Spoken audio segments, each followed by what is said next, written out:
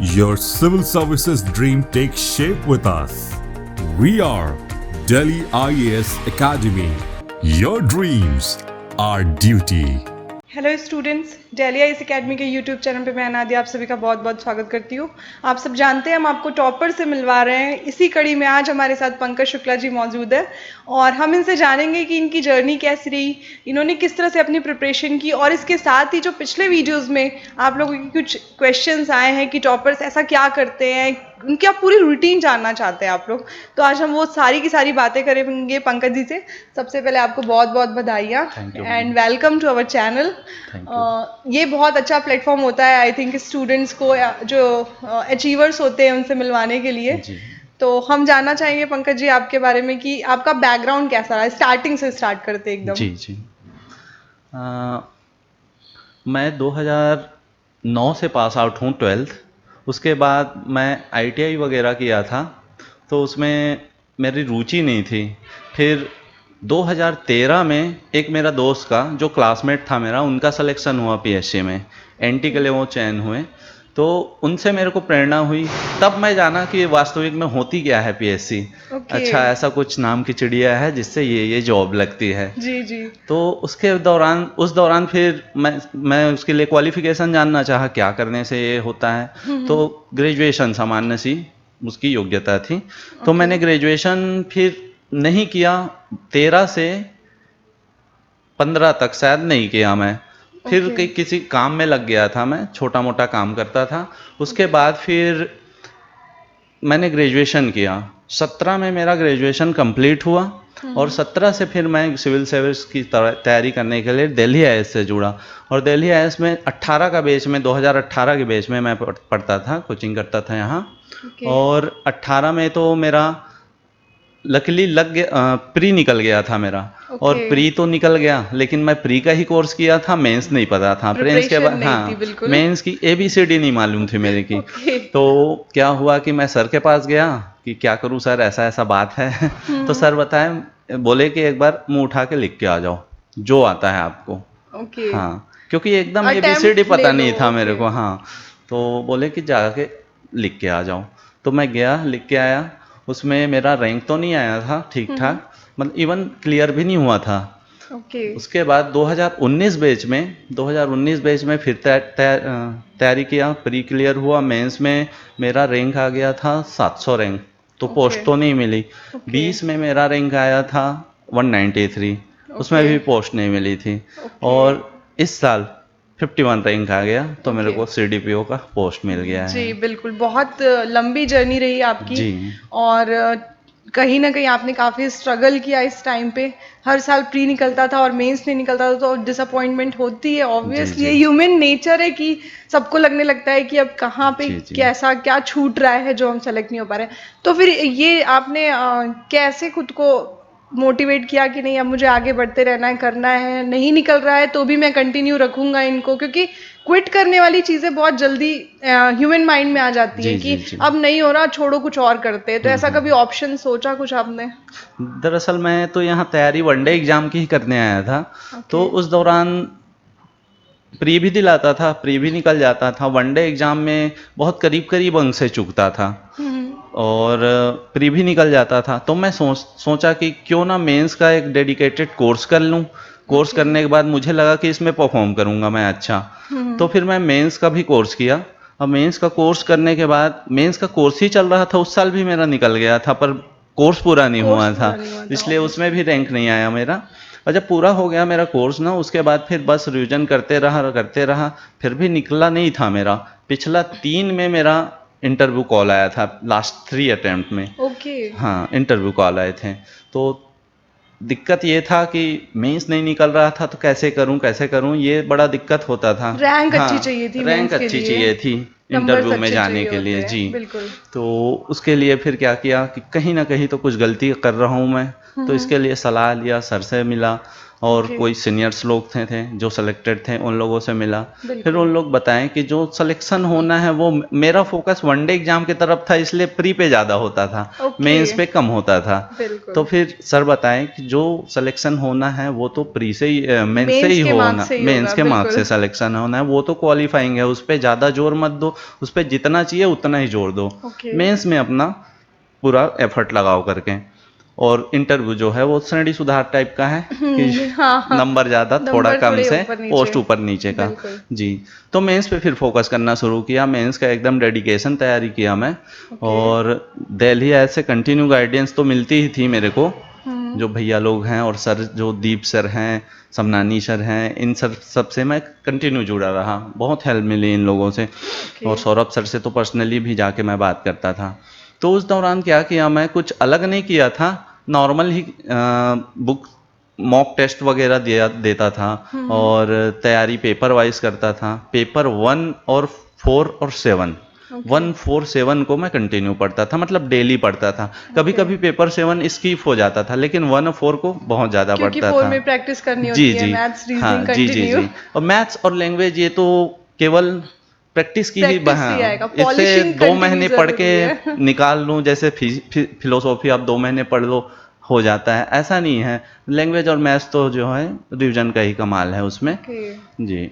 और 1 और 4 तो डेली करता था, बाकी सब्जेक्ट पैरेलल 2-2 सब्जेक्ट चलाता था मैं। Okay. ऐसे करके कैसे भी करके वो 3 महीना में रिवीजन के लिए बचाता था, बाकी जो साल भर है मेंस ही पढ़ता था मैं। Okay. जैसे नोटिफिकेशन आया फिर प्री का तैयारी प्री की कर दो। तैयारी, हाँ, क्योंकि दो आपको ढाई जस्ट महीना। रिवीजन करना होता जी होगा जी प्री जी। में।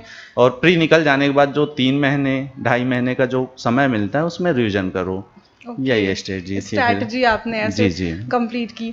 तो ये मेंस में क्योंकि आंसर राइटिंग की स्किल होती है एक, कहीं जी ना कहीं आपको, आप कितने अच्छे तरीके से परफॉर्म कर रहे हैं, आपका प्रेजेंटेशन जी ज्यादा इंपॉर्टेंस रखता है, नॉलेज तो रखता ही है, जी जी पर 30-40% प्रेजेंटेशन का भी होता है। जी तो जी जब आपने पहले जब मेंस में कम मार्क्स देखे तो आपने क्या उसमें भी कुछ बदलाव किए फिर? जी जी। पहले मैं पैराग्राफ में ही लिखता था, और पैराग्राफ में लिखने से क्या होता था कि मेरा पेपर जो है ना, मेरा स्पीड भी बहुत कम है, तो पेपर हमेशा छूटता था। 10 नंबर का सवाल छूट गया, 8 नंबर का सवाल छूट गया, ऐसा होता था हर बार। ओके। तो उसके बाद मैं सोचा कि मेरा स्पीड भी कम है, पूरा पेपर कंप्लीट नहीं कर पाता हूँ, तो इसके लिए क्या किया जाए। तो पैराग्राफ में लिखना बंद किया। फिर पिछला 2 मेंस में बुलेट्स में लिखना शुरू किया। बुलेट्स में लिखोगे तो थोड़ा जगह बच जाता है, बिल्कुल। थोड़ा अच्छा भी दिखता है, तो और चेक करने वाले को थोड़ा आसान भी हो जाता हाँ। है कि इनने इतने पॉइंट लिखे हैं, इतने बिल्कुल मार्क बिल्कुल, देना आप चाहिए फ्लो इनको। चार्ट यूज कर जी, सकते हो वहाँ फ्लो पे। चार्ट यूज़ कर लो, ये सब चीज़ें, डायग्राम बना लो। हाँ। ये सब चीज़ें करोगे तो क्या है, जगह यूटिलाइज हो जाती है, बिल्कुल। ज़्यादा लिखना नहीं होता और पेपर ओके। समय पे कंप्लीट हो जाती है। और चेकर्स को भी अच्छा फील जी होता है जी देख करके। जी तो ये काफी अच्छा पॉइंट कहा आपने कि अगर पैरा की वजह से आंसर आपका अच्छा नहीं लग रहा है, जी प्रेजेंटेशन अच्छी नहीं लग रही, तो जी आप जी उसको बुलेट्स में कन्वर्ट कर लीजिए, तो आपकी प्रेजेंटेशन भी प्रॉपर रहेगी और जी सिस्टमैटिक आपका एक आंसर कंप्लीट होगा। जी। तो जो मेंस के पेपर्स होते हैं, पेपर 1 से लेके 7 तक, उसमें सबसे टफ सब्जेक्ट आपको क्या लगता था? मेरे को सबसे टफ सब्जेक्ट लगता था मैथ्स। हालांकि मैं मैथ्स बैकग्राउंड से बिल्कुल। हूँ, और कंटिन्यू, हालांकि इस बार जब मेरा सिलेक्शन हुआ है, मैं 30 नंबर का, जो 50 नंबर का आता है पेपर 4 में, मैं 30 नंबर कोरा छोड़ के आया हूँ। ओके। कोरा, और हर साल छूटता था। इस बार तो कम छूटा, वरना 40 नंबर कोरा छूट के जाता था, जो उसमें साइंस का है और अप्लाइड साइंस का है, उसके भरोसे वो पेपर में मैं 100 ओके। ऐसा मार्क्स ले आता था, 100। ये भी अच्छी स्ट्रैटेजी है कि जो आपसे बन रहा है वो 100% बन रहा है, और जी जो नहीं बन रहा है उसमें 40-50% भी जी। परफॉर्म कर लिया। उसमें 105 106 ऐसा आता था, इस बार थोड़ा कम आया है उसमें। और वही पेपर मेरा सबसे वीक था, ओके। और पिछले हर साल में, पर इत्तेफाक इस साल ऐसा हुआ कि सबसे ज्यादा नंबर इसी पेपर में आया है मेरा। ओके, मतलब हाँ। आपने अपनी गलतियों को पहचाना और जी फिर जी अच्छी खासी पॉलिशिंग की, उसको जी जी सुधारना, और जी। बहुत कुछ प्रयास किए उसमें। क्योंकि हर पेपर में एवरेज मार्क्स आ जाते थे मेरे, एवरेज से भी ऊपर आ जाते थे। फेवरेट सब्जेक्ट मेरा मतलब हिस्ट्री है तो पेपर 3 मेरे को बहुत अच्छा था, 2019 में मेरे को बहुत अच्छे मार्क्स मिले थे उसमें। ओके 20 में थोड़े कम मिले और इस बार और ज़्यादा कम मिल ओके गए। तो ये बट एंड अनिश्चितताओं ऑफ का द खेल है डे जी। सिलेक्शन मैटर करता है कि आप जी, जी। सेलेक्ट हो चुके हैं जी। फाइनली। और आपने बताया आपका भी मेंस का भी नेक्स्ट इस मंथ पेपर है जी, जो जी। जून में होने वाला है। जी। तो उसके लिए आपकी अभी स्ट्रैटेजी आप सेम फॉलो कर रहे हैं, आप फिर से कुछ चेंजेस करने की सोच रहे नहीं, हैं? इस बार थोड़ा समय कम है, प्रिपरेशन तो नहीं कर पाया हूँ उतना, पर ओके स्ट्रेटजी वही रहेगी मेरी, थोड़ी बहुत बदलाव होंगे। जो दिक्कत ये है कि सब कुछ पढ़ना ज़रूरी नहीं है, कुछ छोड़ना कुछ भी छोड़ना ज़रूरी भी है, तो इस जरूरी बार है। छोड़ना वाला काम मेरा ज़्यादा होगा लग रहा है। ओके जी, ओके 2018 से जब आपने स्टार्ट किया था तब जी। उस समय हम देखते थे कि बहुत सारे मटेरियल्स मार्केट में अवेलेबल हैं, जी, जी। मल्टीपल कोचिंग के अवेलेबल हैं, जी, मल्टीपल जी। बुक्स अवेलेबल हैं। तो जी। आपने सिलेक्शन कैसे फोकस किया कि मुझे क्या पढ़ना है, क्योंकि आपने कहा जी। छोड़ना बहुत इंपॉर्टेंट है, ये भी पता होना चाहिए कि क्या छोड़ना है, जी, जी, जी, ये भी जी। जरूरी है। तो बुक्स का सिलेक्शन, क्योंकि बहुत बार भटकाव वहीं पे आ जाता है जी। कि हम एक ही टॉपिक की हम 5-6 बुक ले लेते हैं जी, जी, और जी। फिर हमको समझ में नहीं आता इसमें से क्या पढ़ना है। तो हुँ। इसमें कैसे आपने स्ट्रैटेजी क्या फॉलो की थी? मेरा शुरू से ही भगवान का शुक्रिया अदा करता हूँ कि मैं सोर्स ठीक-ठाक पा गया था। ओके हाँ, जो आज के बच्चे यूज़ करते हैं वो मैं भी यूज़ कर पहली पहली बार में ही, किसी को ओके थोड़ा दिन बाद पता चलता है, मेरे को हाँ पहले से ही वो सीनियर का गाइडेंस मिल गया था इसलिए। ओके तो ऐसा है कि 2018 में मैं जब तैयारी शुरू किया था तो मेंस तो निकल गया था, हालाँकि उस साल मेंस की तैयारी नहीं थी। 19 से मेरा मेंस का तैयारी एकदम ज़ोर-शोर से शुरू हुई। तो उस दौरान मटेरियल जो है ना, मेरे को समझ में आया कि 19 में भी जब सिलेक्शन नहीं हुआ मेरा, तो समझ में आया कि मैं क्या करूं ऐसा कि, तो मेरे को ना जब एग्ज़ाम करीब आते थे तब समस्या होती थी कि अरे हिस्ट्री का 2 बुक है, किसको पढ़ूं, बिल्कुल किसको ना रिवीजन के पढ़ूं। टाइम पे तो बहुत मेरे को इशू लगा होते कि हैं। सोर्स एक हो और अच्छा हो। तो ओके मैं क्या करता था, नोट्स खुद के बना लेता था और नोट्स बनाता था। वो ज़्यादा सब्जेक्ट का तो नहीं बनाया था, जैसे दिल्ली आईएएस की नोट्स पढ़ता था मैं, है ना? क्लास और नोट्स हाँ, जो लेंदी होते थे उनका सिनॉप्सिस बना लेता था और ओके वो ही पढ़ता था। ओके तो ओके इसमें क्या होता है कि जब एग्ज़ाम करीब वहाँ आता है तो आपके पास सोर्स एक हो तो भटकाव नहीं होता, वरना ऐसा बिल्कुल लगता है कि मैं ये बुक तो पढ़ लिया हूँ, ये नहीं पढ़ा हूँ, रह जाएगा, वही उसमें वही समय बहुत वेस्ट होता दिक्कत है बस। होती है। तो एक सही तरीके से ऑर्गेनाइज तरीके से एक संसाधन हो आपके तरफ, ना हो तो बना लो, उससे बिल्कुल। बहुत हेल्प मिल जाती है। और इतने बार आपने मेंस दिया तो आपको जो एग्जाम प्रेशर होता है, जी। एक दिन में 2 पेपर प्लस जी, जी। वेदर का भी एक बहुत बड़ा इम्पैक्ट जी, पड़ता जी, है जी। कि गर्मियों का दिन जी, है, जी। कभी वेदर चेंज हो जाता है, लाइट चली जाती है, ऐसा जी, बहुत जी। बार सुनने में आता है। जी, जी, तो जी। ये सब हर्डल्स ही होते हैं एक तरह से हाँ, एस्पिरेंट की हाँ। लाइफ में। बट जो रिवीजन का समय होता है, क्योंकि 4 दिन में आप पूरी बुक भी नहीं पढ़ सकते, आप अपने पूरे नोट्स भी नहीं पढ़ जी, सकते जी, दोनों जी। पेपर के लिए, तब उस समय क्या करना चाहिए स्टूडेंट का, या आपने क्या फॉलो किया जी। था? उस समय क्या है, सिनॉप्सिस बहुत हेल्प करती हैं। अगर आप सिनॉप्सिस बना के रखे हो तो उसको आप आते-आते, अगर खुद बाइक चला रहे हो तब तो नहीं, साथ में है कोई, तो आप बाइक चला के सेंटर तक पहुँचते एक सब्जेक्ट कंप्लीट कर सकते हो। सिनॉप्सिस है ओके अगर बिल्कुल आपके बिल्कुल पास तो। और बीच में जो गैप मिलती है उसमें भी। और जून में पेपर होती है तो, और जिस समय पेपर होती है तो तैयारी ऐसा करो, पढ़ने का टाइम ऐसा बनाओ कि वो इसी समय में पढ़ो, वरना नींद आती है, टिफ़िन खा बिल्कुल लोगे, सेकंड पेपर में बड़ी दिक्कत होती है। जी जी हाँ, और पिछले बार मैं फर्स्ट पेपर में ही तो ऐसे जो लिख रहे थे, उस दौरान मेरा ब्रजेश में था, ओके ब्रजेश स्कूल में, तो वहाँ लाइट गोल पानी आ रहा है, बड़ा दिक्कत हो गया था ओके उस टाइम। तो तो ये सब के लिए पहले से प्रिपेयर मेंटली रहना चाहिए। प्रिपेयर जी, रहना जरूरी जी। है। फैमिली से, फैमिली में आपको कैसे सपोर्ट मिला, क्योंकि लड़कों के साथ भी ये चीजें होती है कि जी, अरे जी। इतना टाइम हो गया सिर्फ हाँ, प्रिपरेशन हाँ, कर हाँ। रहे हो, कब निकलेगा, नहीं निकल रहा है तो कुछ और कर लो। जी, तो जी, ये जी। सारी चीजों को कैसे फेस किया आपने? फैमिली से तो सपोर्ट मेरे को था, पर हाँ थोड़ा सा लगता था क्योंकि मेरा छोटा भाई का जॉब लग गया था। ओके मैं इतना दिनों से, और एक 31 चल रहा है मेरे को, ओके तो 30 साल तक कोई लड़का बेरोजगार रहे तो अच्छा नहीं लगता घर सोशल में। प्रेशर जी, जी, बहुत आ जी, जी। जाता है। तो भले आपको कॉन्फिडेंस हो हाँ, कि मेरा तो निकलेगा, लेकिन हाँ। सोशल प्रेशर इतना जी, जी। होता है कि डिमोटिवेशन जी, फील जी। होने मन लगता में है। तो था कि निकलेगा, आज ओके नहीं तो कल, ओके कभी तो निकलेगा। पर वही है, माँ-बाप भी थोड़ा बोलते थे, वन डे एग्ज़ाम दिला ले, वन डे दिलाता था मैं, वन डे एग्ज़ाम बहुत करीब-करीब से चूक जाता था। ओके लेकिन फिर भी मैं जारी रखा मेंस को, मेरे को पता था कि मेंस में होगा मेरा, मैं अच्छा करूँगा इसमें एक आध ओके दिन। वही है, थोड़ा लेट से फिर आया अभी बस। पता चला होगा सिलेक्शन के बाद, तब कैसा था रिएक्शन उस सबका? समय मैं रात में सो गया था। मतलब ऐसा था कि 8 महीने तो ऑलरेडी लेट हो गई थी बिल्कुल, रिजल्ट, रिजल्ट। और आज आएगी कल आएगी ऐसे ही सोशल मीडिया में चल रही थी। लेकिन उस दिन ना कंटिन्यू पीएससी 3-4 एग्जाम का रिजल्ट जारी किया हाँ था, हाँ। पीएससी कहीं नहीं किया था शायद। तो उस दिन मैं सोचा आज भी नहीं आएगा हम लोग का करके सो ओके। गया था मैं। और जैसे ही फिर रिजल्ट आया तो मेरी एक फ्रेंड कॉल की मेरे को, बोली 51 रैंक करके। थोड़ा ओके। यकीन नहीं हुआ, मैं बोला ठीक से देखी हो? हाँ हाँ हाँ। तो फिर मैं चेक किया, फिर उसमें हो गया, तो फिर मम्मी के पास मिला, उनको बताया। ओके। हाँ। पॉजिटिव रिएक्शन की जिसकी उम्मीद थी वो जी जी फाइनली जी आपको जी मिला। जी एंड वी होप कि नेक्स्ट मेंस में आपकी रैंक और इम्प्रूव हो, और जी अब मैम। जिस पोस्ट को आप चाहते हैं मन से कि मुझे ये जी जी मिले, डेफिनेटली मिले।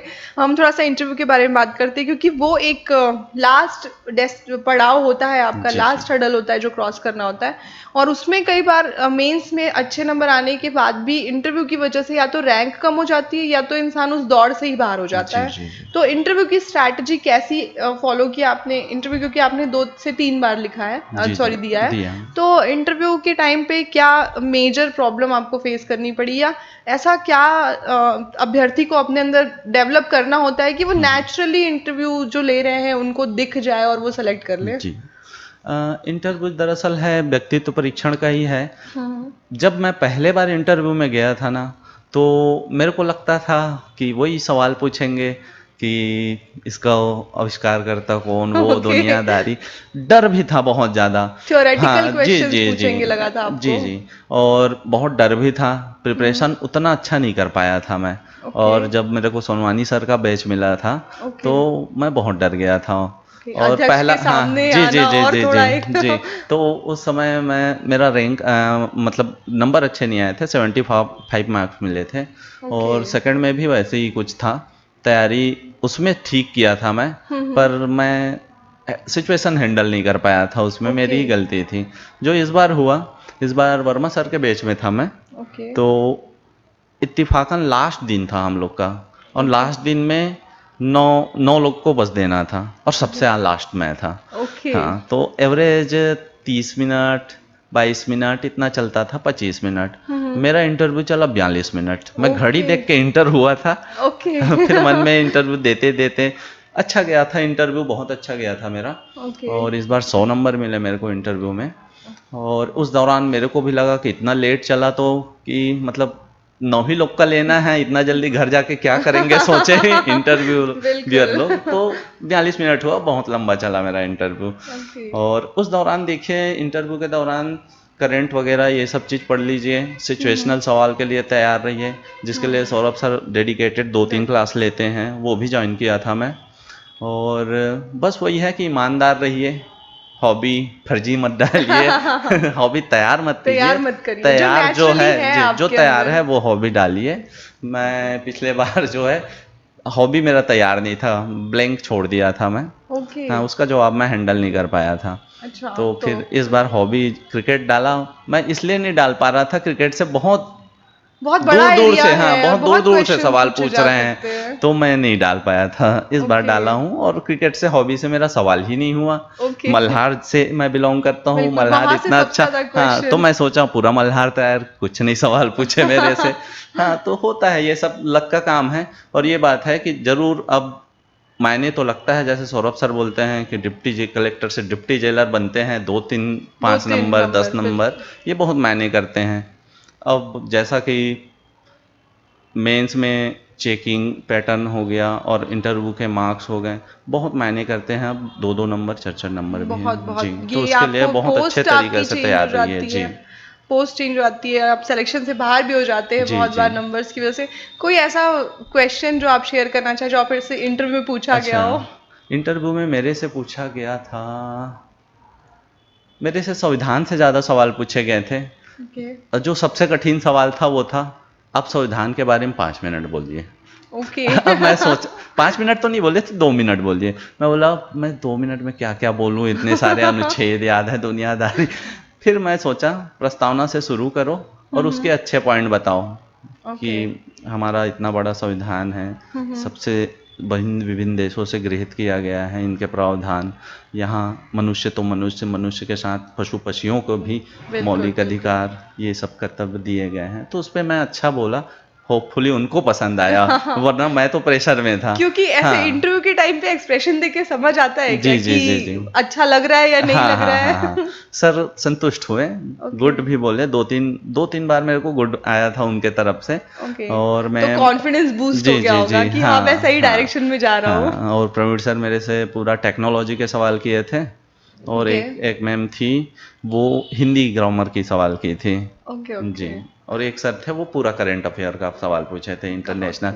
उस समय गुजरात और ये महाराष्ट्र में जो चल रहे थे, ये सब के बारे में पूछे। बस अवेयरनेस चाहिए होती है। आप डेली, जैसे सर बताते हैं कि आप डेली न्यूज़पेपर पढ़िए और अपने आपकी चीजें, आसपास की चीजें भूल करके मत पढ़िए, थोड़ा नॉलेज रखिए, अवेयर रहिए कि देश और दुनिया में क्या चल रहा है। तो वो जरूरी है इंटरव्यू के लिए। हाँ, कुछ यूट्यूब चैनल्स होते हैं जो समसामयिकी पर बताते रहते हैं, दिल्ली आईएएस में भी बनाया जाता है, वो सब फॉलो करते रहिए तो वो घटनाक्रम याद रहेगा। कम से कम उतना फैक्चुअल सवाल तो नहीं पूछते हैं सीजीपीएससी में कि इंटरनेशनल रिलेशन, ये एकदम थोड़ा थ्योरेटिकल ज़्यादा रहता है और कॉन्सेप्चुअल उतना अच्छा नहीं रहता है। जो मतलब जैसे पूछते हैं कि पद्मश्री, ये दुनिया, ये सब चीज, डायरेक्ट क्वेश्चन ज्यादा पूछे जाते हैं, सिचुएशनल सवाल कम पूछे जाते हैं, ऐसा है। आपने यूट्यूब का जिक्र किया, तो आप सोशल मीडिया से में जुड़े रहे या आपने टोटल छोड़ दिया? नहीं, मैं फेसबुक चलाता हूँ और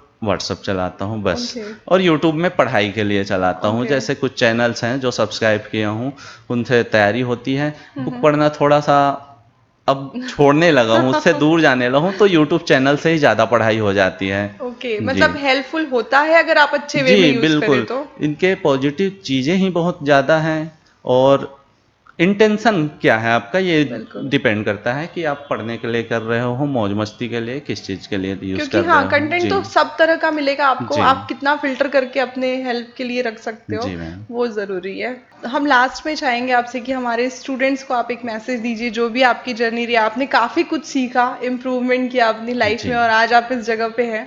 आपको लोग बहुत एडमायर करते होंगे आसपास के, घर में एक अलग ही नाम बन गया होगा अब तो वही हम चाहते हैं कि एक मैसेज बच्चों तक पहुंचे जिससे उनमें भटकाव कम हो और वो अपने लक्ष्य के लिए फोकस्ड रहे बहुत, क्योंकि फोकस्ड नहीं रहते हैं, भटक जाते हैं, इस वजह से उनसे मिस हो जाती हैं चीजें। प्लीज एक छोटा सा मैसेज दे दीजिए। जी, देखिए, कंटिन्यूटी मेन इसमें डिपेंड करता है। कंटिन्यूटी रहे, भले ही आप 3 घंटा पढ़ाई करो लेकिन डेली पढ़ो, उसमें गैप ना करो। और दूसरी बात यह है कि ज़्यादा से ज़्यादा मॉक टेस्ट देते रहिए, क्योंकि पढ़ना ही सब कुछ नहीं है। उस 3 घंटा में परफॉर्मेंस करना, आपको कितना आता है वो डिपेंड नहीं करता, आपको 3 घंटा में आप कितना परफॉर्म करते हो। तो इसकी प्रैक्टिस मॉक टेस्ट कर लीजिए। और रिवीजन एक बार पढ़ लो फिर भूल जाओ, ये सबकी है, कोई कम दिन में भूलता है, कोई ज़्यादा दिन में भूलता है, तो रिवीजन जरूरी है। एक पहला कंटिन्यूटी रखिए, दूसरा रिवीजन करते रहिए, और जितना हो सके मॉक टेस्ट देते दीजिए। बाकी ऐसा नहीं है कि नहीं हो रहा है तो हताश नहीं होना है। आसपास को देखो, सबसे अच्छा आप अपने मम्मी पापा से मिलो, बात करो, फिर ठीक। मोटिवेशन का खान तो वही है, उनसे मिलो, बात करो, सब होगा, एक दिन जरूर होगा, विश्वास रखिए। और लास्ट में एक क्वेश्चन और पूछना चाहूंगी, सिलेक्शन में या पीएससी की जर्नी में कोचिंग सेंटर्स का कितना कंट्रीब्यूशन होता है? जी, देखिए, तैयारी तो घर से भी की जा सकती है, लेकिन कोचिंग करने का फ़ायदा ये होता है कि आपको एक निश्चित समय में पढ़ने की आदत लगेगी, और एक डिसिप्लिन होती है, कंटिन्यूटी बनी रहती है रोज। वरना घर में आज मामा की शादी है, चाचा की शादी है, ये सब परेशानी सबको आती है। जी, तो घर में थोड़ा डिस्ट्रैक्शन होता है, इसलिए कोचिंग ज्वाइन करने से स्ट्रेटजी पता चलती है, सर का गाइडेंस मिलता है, और यहाँ जो मटेरियल्स मिलते हैं, जो हेल्प हो रहा है, मॉक टेस्ट हो रहा है, हफ्ते में हो रहा है, महीने में हो रहा है, ये सब दिलाने से फ़ायदा ज़रूर होती है, और एक दिशा मिल जाती है, वो सबसे बहुत इम्पोर्टेंट होती है। ओके, बहुत अच्छा लगा पंकज जी आपसे बात करके, and thank you so much. आप हमारे साथ इतना समय आपने दिया, कीमती समय, क्योंकि मेंस भी है तो समय आपका बहुत कीमती है। एंड आई होप आप सबको ये इंटरव्यू बहुत पसंद आया होगा, और अगर आपको कोई क्वेश्चंस है इसके अलावा भी तो आप कमेंट बॉक्स में कमेंट कर सकते हैं। मिलते हैं नेक्स्ट वीडियो में। बहुत बहुत धन्यवाद।